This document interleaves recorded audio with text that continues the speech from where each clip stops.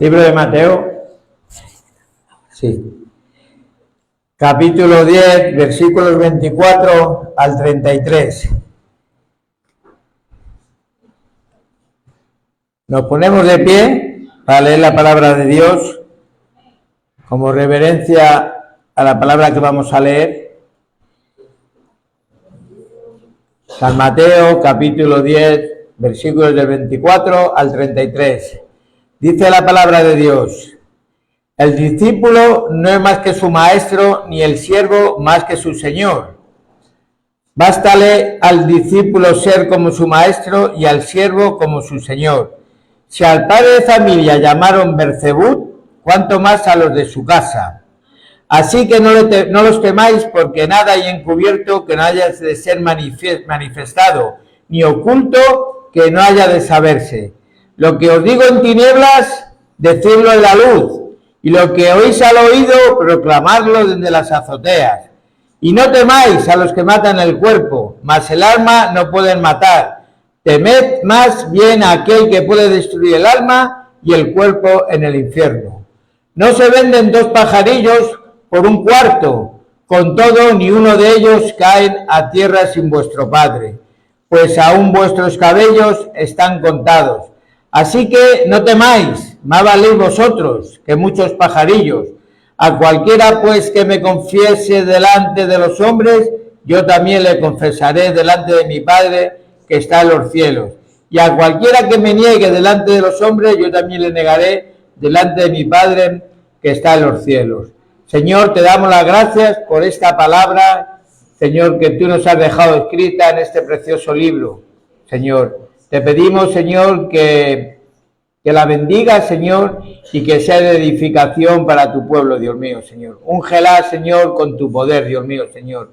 Que caiga en esa tierra fértil, Dios mío, y que dé fruto a su debido tiempo, Señor. Gracias te doy, Señor, y lo pongo delante de ti para que tú te glorifiques en esta mañana, Señor. Llévate tú toda la honra y toda la gloria en el precioso nombre de Cristo Jesús. Amén. Pueden sentarse, mis hermanos. Bueno, el título es No temáis a los que matan el cuerpo, porque al fin y al cabo es el cuerpo, ¿verdad? Mirad, muchos creen que ser cristianos es muy difícil, pero no es verdad. Hay cristianos que no pasan ninguna dificultad por su fe, no salen de la iglesia, que está bien, no hablan del evangelio con nadie, ni en las calles, ni en el trabajo, ni tan siquiera saben su familia que son cristianos. Nadie sabe que es cristiano.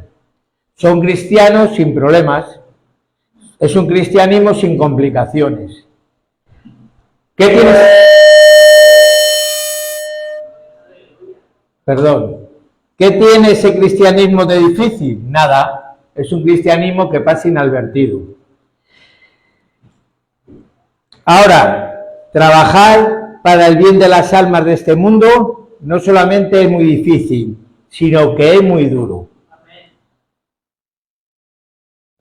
Todo lo que los intentan descubre de su experiencia una cosa, que hace falta una gran cantidad de valor, de fe, de paciencia, de perseverancia para trabajar por el bien de las almas.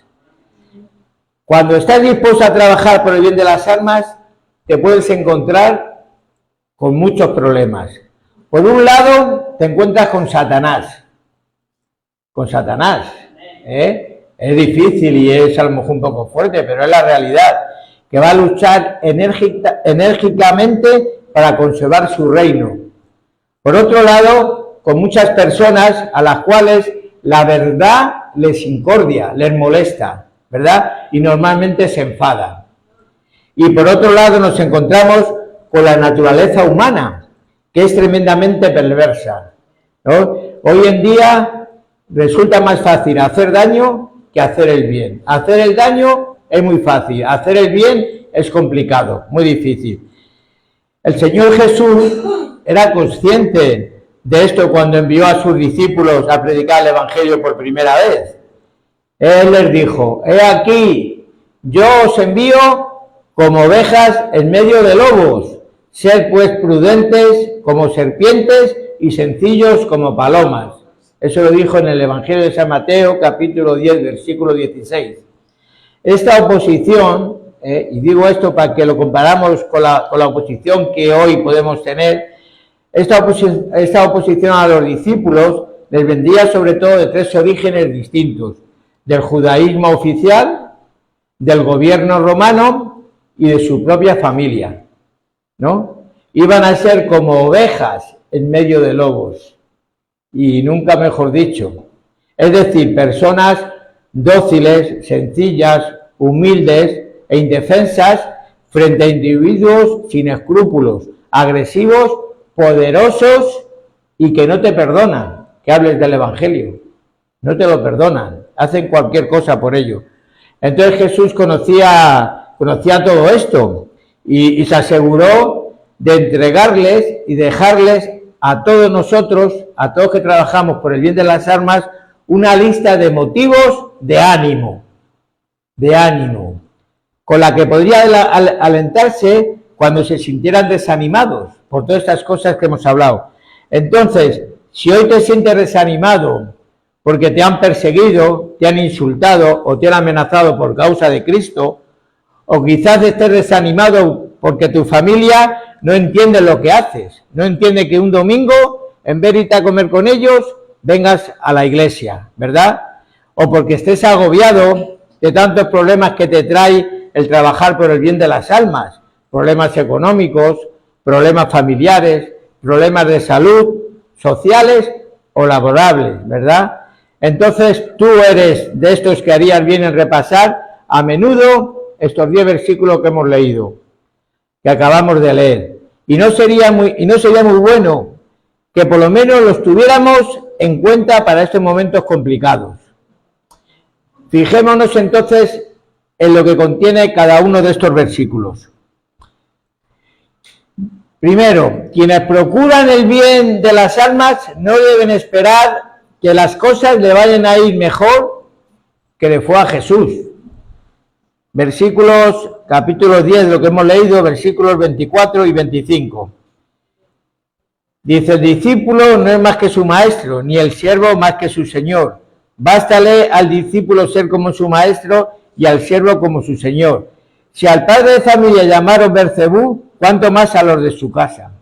O sea, está diciendo aquí Jesús que si a él le maltrataron, le insultaron, le faltaron el respeto y le llegaron hasta asesinar, ¿qué más a nosotros, a sus discípulos? Nosotros no somos más que el maestro.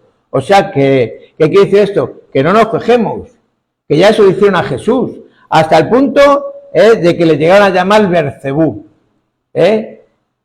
Y la palabra Beelzebú es la forma griega del nombre Baal-Zebul, que es un dios filisteo pagano que adoraban en la antigua ciudad filistea de Ecrón, ¿verdad? Los tiempos del Antiguo Testamento. Es un término que significa el señor de las moscas, ¿verdad? Y lo podemos ver en Segunda de Reyes, capítulo 1 y versículo 2, ¿no? También Beelzebú es uno de los nombres que se le dan, ¿a quién? Al diablo. Entonces, fijaros hasta qué punto trataron a Jesús. Sin duda, pues no tenemos derecho nosotros a sorprendernos y nosotros, cuyos mejores esfuerzos están mezclados con nuestras muchas imperfecciones, porque tenemos muchos fallos, muchos errores, ¿verdad? Recibimos el mismo trato que recibió Jesús. No tenemos por qué quejarnos, hermanos. Porque pasa una cosa, y siempre lo digo: si dejamos al mundo en paz, es probable que el mundo nos deje en paz a nosotros. Pero si tratamos de hacer un bien espiritual, nos odiarán como odiaron a Jesús. Eso tenerlo presente. Uno de los mayores precios que los mensajeros del reino deben pagar es que están expuestos a ser traicionados. A ser traicionados por todos los que traicionaron a Jesús, que no fueron pocos. Primero, puedes ser traicionado por tus mejores amigos, incluyendo tus familias. Miqueas 7, versículo 5, dice: nos está diciendo que en un mundo sin Dios uno no puede confiar en nadie, en nadie. Dice el versículo Miqueas 7:5, dice, no creáis en amigos, ni confiéis en príncipes. De la que duerme a tu lado, cuídate, no abras tu boca. Muchos cristianos, personas justas, a lo largo de la historia, han sido traicionados por aquellos que creyeron ser sus amigos. El Salmo 41:9 dice, aún el hombre de mi paz, en quien yo confiaba, el que de mi pan comía, alzó contra mí el calcañar. Esta escritura se cumplió directamente en Jesús cuando Judas lo traicionó, en Juan 13:18. Dice, no hablo, decía Jesús, no hablo de todos vosotros, yo sé a quién he elegido, mas para que se cumpla la escritura, el que come pan conmigo, levantó contra mí su calcañar. ¿No? Entonces también vemos en la Biblia cómo Caín mató a su hermano. Los hermanos de José conspiraron contra él y le vendieron a los ismaelitas, ¿no? El rey Asa tuvo que rechazar a su madre porque era una idólatra. O sea que vemos que hasta lo de nuestra propia familia van a ir en contra de nosotros. Por tanto, no será raro encontrarte con un familiar que no sea cristiano, que se oponga a lo que hacemos, que no es otra cosa que procurar el bien de las almas, ¿verdad? Pero también Jesús fue rechazado por su familia terrenal. En Juan 7:3-5 dice, y sus hermanos le dijeron, sal de aquí y vete a Judea, donde tus seguidores puedan ver tus milagros. No puedes hacerte famoso si te escondes así. Si tienes poder para hacer cosas tan maravillosas, muéstrate al mundo, pues ni siquiera sus hermanos creían en él, sus mismos hermanos. Y aunque nos gustaría pensar que en el hogar de José y María reinaba la armonía, ¿no? Pensamos que en ese hogar, donde estaba allí José y María y Jesús, él podía reinar el hogar, ¿no? La Biblia dice que sus hermanos de Jesús estaban contra él, había discrepancias. Estaban en contra de lo que hacía Jesús, ¿no?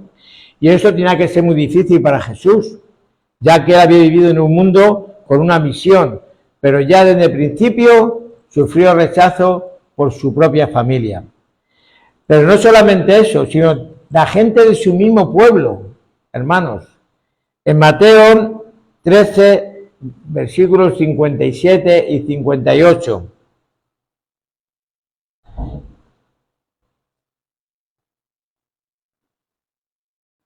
Dice, pero ninguno de los que estaban allí quiso aceptar las enseñanzas de Jesús. Entonces le dijo, a un profeta se le respeta en todas partes, menos en su propio pueblo y en su propia familia. Y como la gente no creía en él, Jesús no hizo muchos milagros en aquel lugar, ¿verdad? En el Nuevo Testamento se registran los milagros de Jesús, pero en este texto que acabamos de leer dice que realizó pocos en su ciudad natal.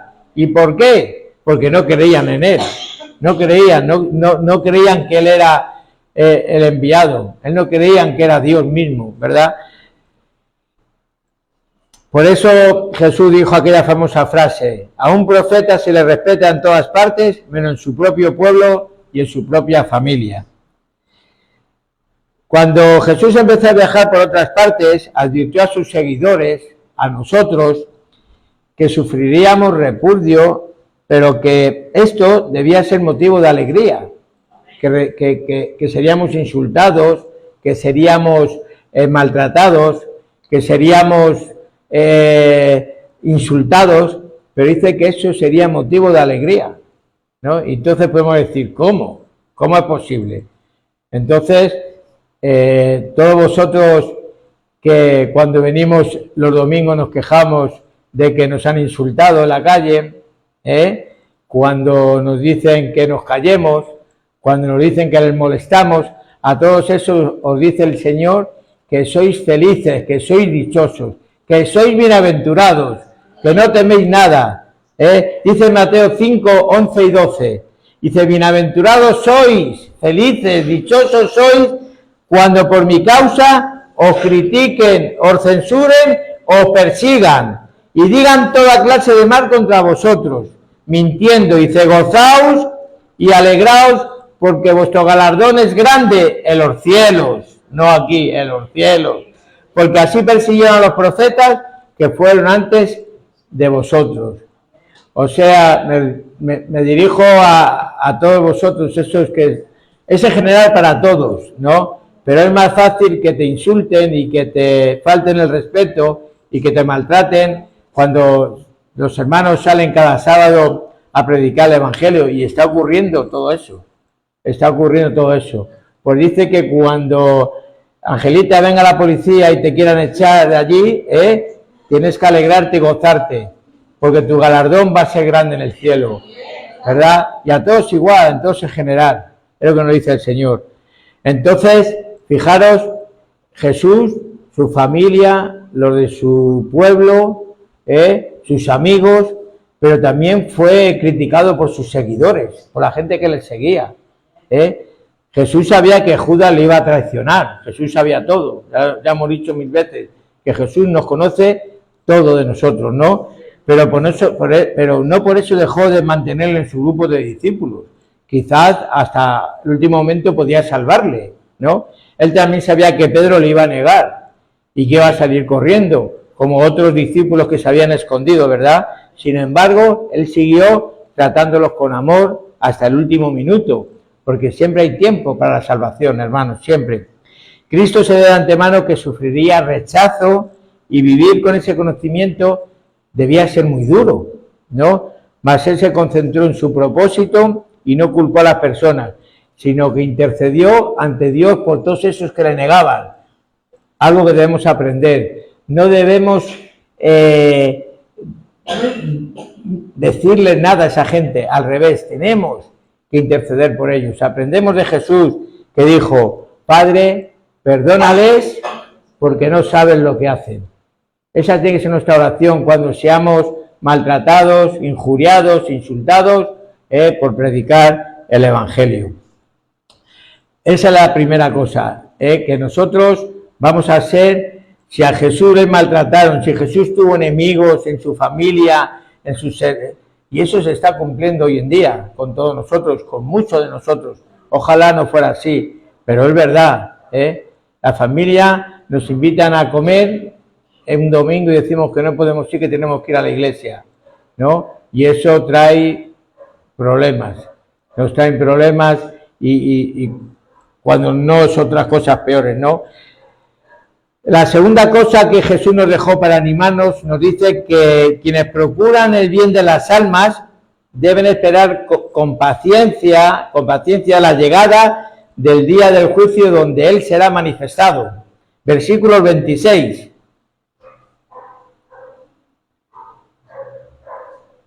Mateo 10, versículo 26. Dice, así que no los temáis, porque nada hay encubierto que no haya de ser manifestado, ni oculto que no haya de saberse. Los que trabajamos por el bien de las almas debemos aceptar que en este mundo presente seremos malentendidos, criticados, calumniados e insultados, ¿no? Pero eso no tiene que ser un impedimento para seguir trabajando.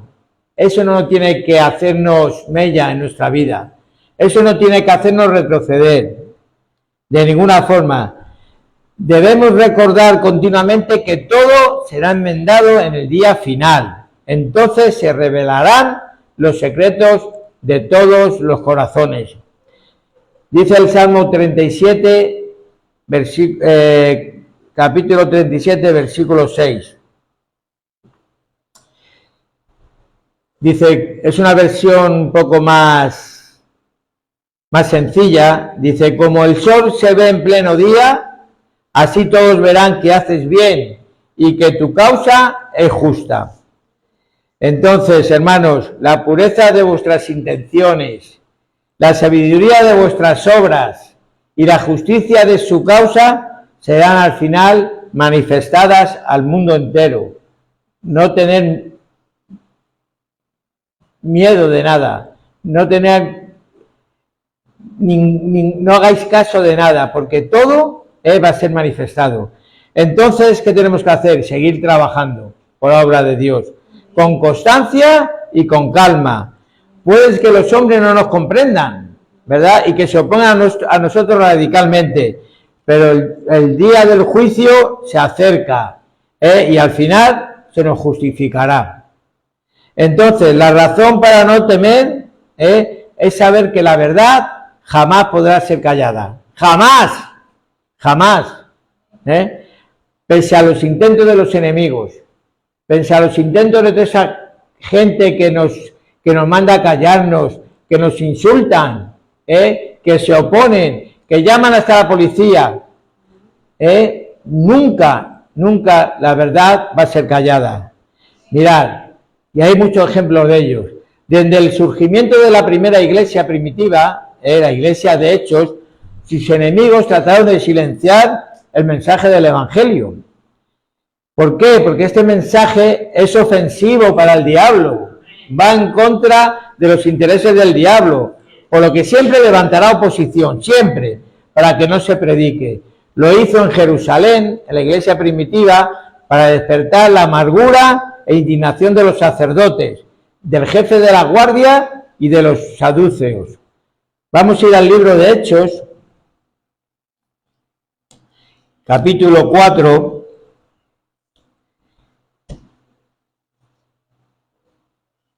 versículos 1 y 2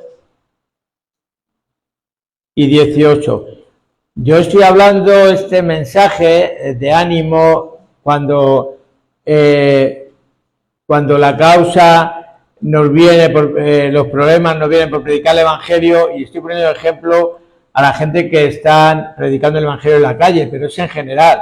Quizás tú no vengas los sábados porque no puedes, pero quizás estás en tu trabajo, en la escuela, a tus vecinos. Es en general, a todos y cada uno de que estamos sirviendo en la causa de Dios, ¿verdad? Dice Hechos capítulo 4, versículos 1 y 2 y 18. Dice, hablando ellos al pueblo, vinieron sobre ellos los sacerdotes. Están hablando de Pedro y Juan. Dice, vinieron sobre ellos los sacerdotes con el jefe de la guardia del templo y los saduceos.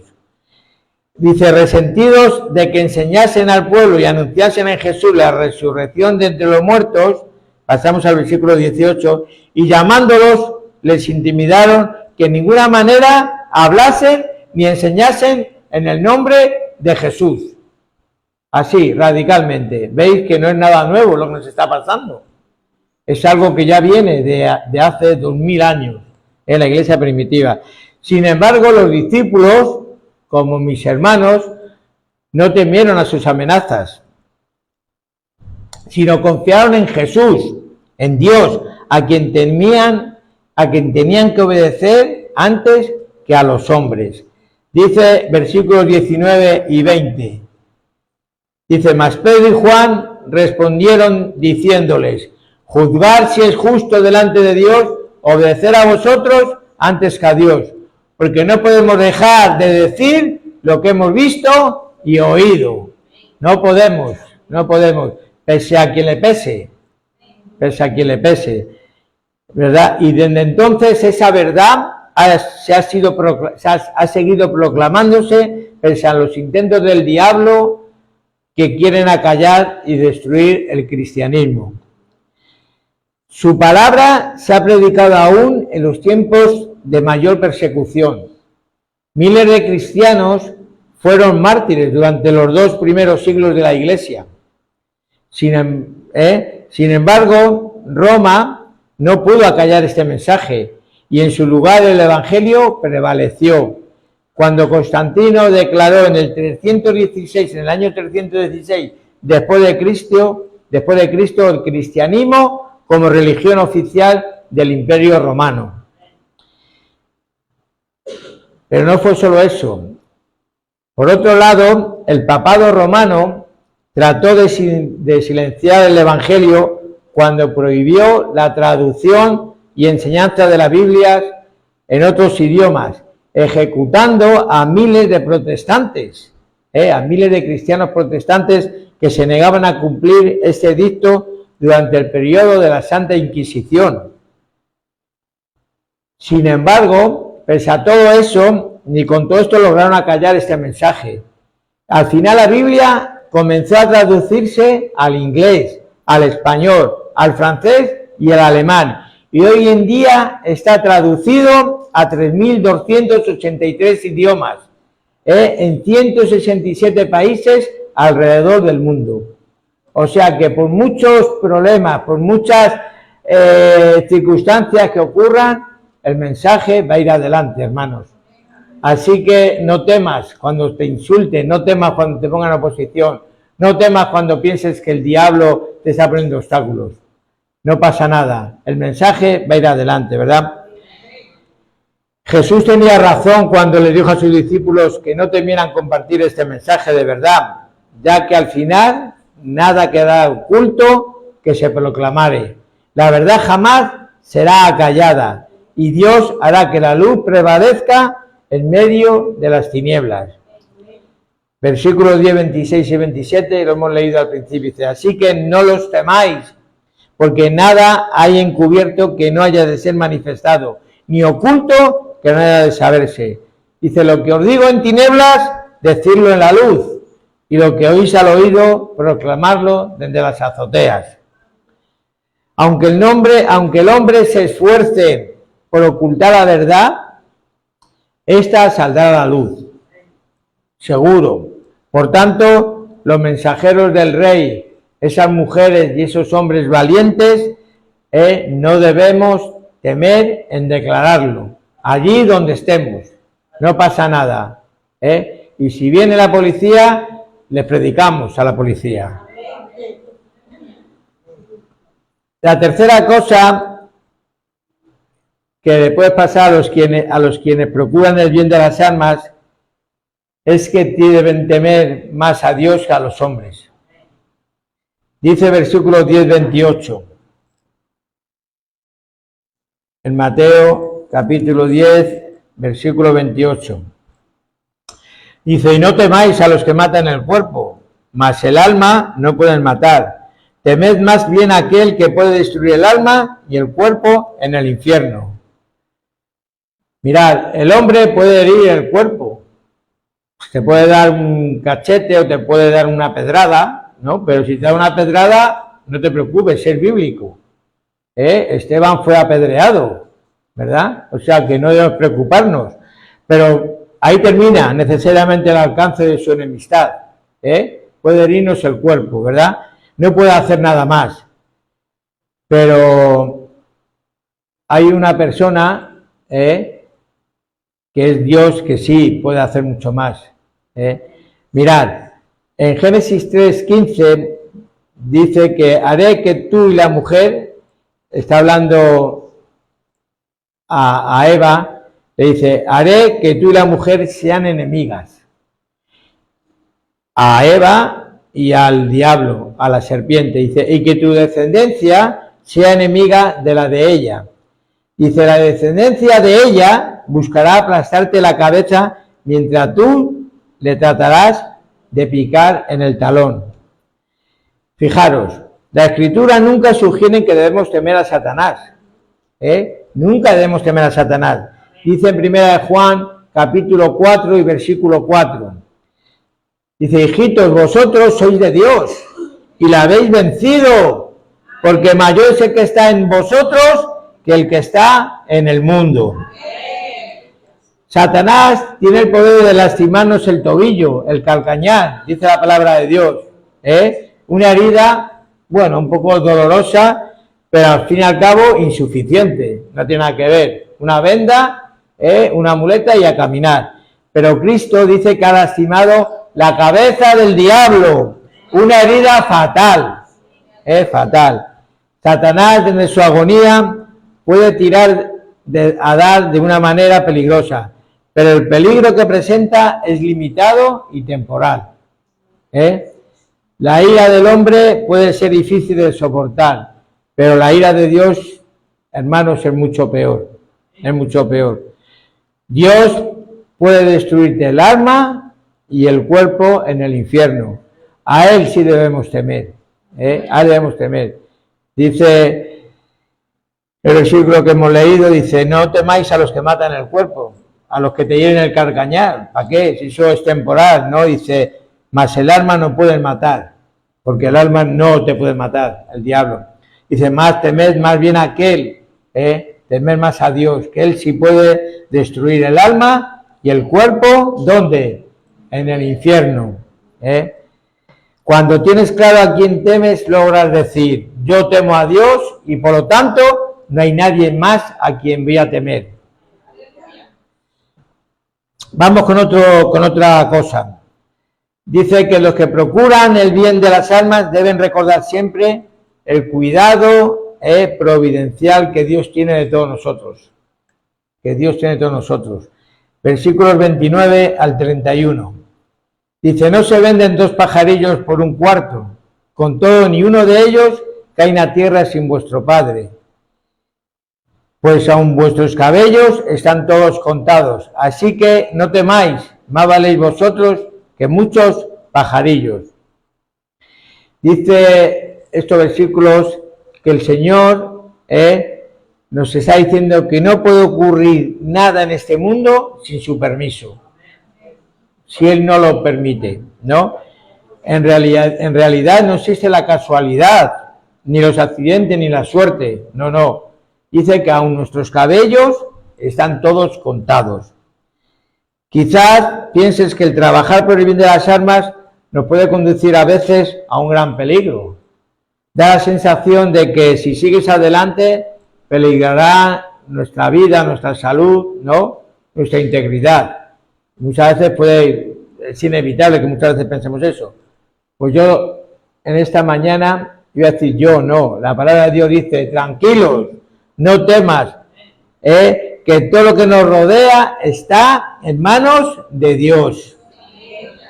Nuestros cuerpos, nuestras almas, nuestra mente, está todo en las manos de Dios. No puede alcanzarnos nada, ni puede mano alguna hacernos daño, a menos que Dios lo permita. A cada cosa temible que nos venga en cualquier circunstancia, en cualquier situación, podemos decir eso de ninguna autoridad tendrás contra mí si no fuese dada de arriba. Juan 19:11. Ninguna autoridad tendrás contra mí, si no viniera de lo más alto. Y ya por último, hermanos, para no hacer muy pesado, quienes procuran el bien de las almas deberían recordar continuamente el día en que se encontrarán con su Señor y recibirán cada uno su recompensa final. Mateo 10, 32 y 33, los 2 últimos versículos. Dice, a cualquiera pues que me confiese delante de los hombres, yo también le confesaré delante de mi Padre que está en los cielos. Y a cualquiera que me niegue delante de los hombres, yo también le negaré delante de mi Padre que está en los cielos.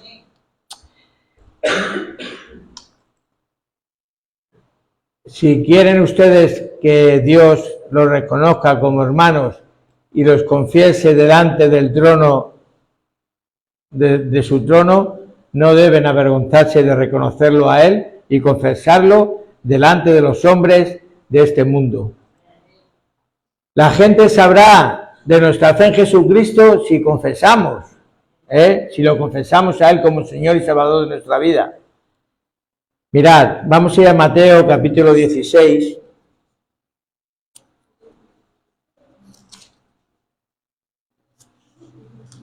Aquí hay una historia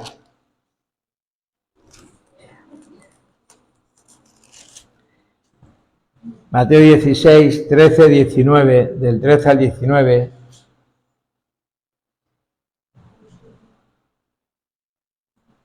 Dice, viniendo Jesús a la región de Cesarea de Filipo, preguntó a sus discípulos diciendo, ¿quién dice a los hombres que es el Hijo del Hombre? Y unos dijeron, Juan el Bautista. Dice que otros Elías y otros Jeremías o alguno de los profetas. Y Jesús les dijo, ¿y vosotros? ¿Quién decís que soy yo? ¿Y ustedes? ¿Quién decís que es el hombre, que es el Hijo del Hombre? Respondiendo Simón Pedro, dijo: tú eres el Cristo, el Hijo del Dios viviente. Respondiendo Simón Pedro, tú eres el Cristo, el Hijo del Dios viviente.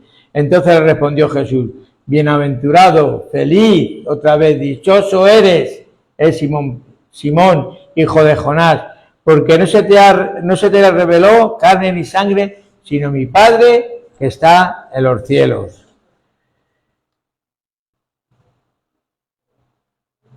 Dice la palabra de Dios que cada vez que confesemos al Señor como Salvador en nuestra vida, dice que vamos a ser bienaventurados, que vamos a ser dichosos, que vamos a ser felices. Por otro lado, hermanos, confesar a Cristo es fundamental para nuestra salvación. O sea que los que hay por ahí, yo sé que en esta iglesia no pasa, pero suele pasar, que la gente no confiesa, no sale de su boca la palabra yo soy cristiano, yo amo a Cristo, ¿verdad? Pero confesar a Cristo es fundamental para nuestra salvación, es parte fundamental. Dice Romanos 10:9, que si confesares con tu boca que Jesús es el Señor y creyeres en tu corazón que Dios levantó de los muertos, que dice que seremos salvos. O sea que de nuestra boca debemos confesar. No podemos decir, como decían sus discípulos, uno Juan el Bautista, otro Elías, otro Jeremías o alguno de los profetas.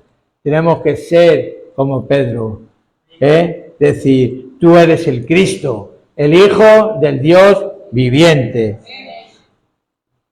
Confesar a Cristo como el Señor y Salvador de nuestra vida nos puede salir caro. Puede que seamos el objeto de risas, de burlas, de persecución y desprecio, pero no dejemos que esas cosas estorben nuestra entrada en el cielo, hermanos. No temamos mostrar a los hombres que amamos a Cristo y que queremos que ellos también lo conozcan y amen, ¿verdad? Mirad, estos motivos de ánimo que vienen en esta historia, debemos guardarlos como un tesoro, todos aquellos que trabajáis para la causa de Cristo, cualquiera que sea tu parte en ella, cualquiera que sea, porque quienes procuran el bien de las almas no debéis esperar que las cosas le vayan mejor que le fueron a Cristo. Quienes procuran el bien de las almas deben esperar con paciencia la llegada del día del juicio, donde todo será manifestado. Mirad, hay una parábola en Mateo 24, creo, que dice que vino Jesús y puso a un lado las ovejas y a otro las cabras, ¿verdad? No es que las cabras sean malas o sean peores que las ovejas, pero era una metáfora de lo que va a hacer con todos nosotros cuando Jesús se ha manifestado. A uno nos va a poner a un lado y a otros nos van a poner a otro lado. Yo quiero estar en la parte buena de esa historia, hermanos. Quienes procuran el bien de las almas deben temer a Dios más que a los hombres. Quienes procuran el bien de las almas deben recordar siempre que Dios nos está cuidando y protegiendo allí donde estemos.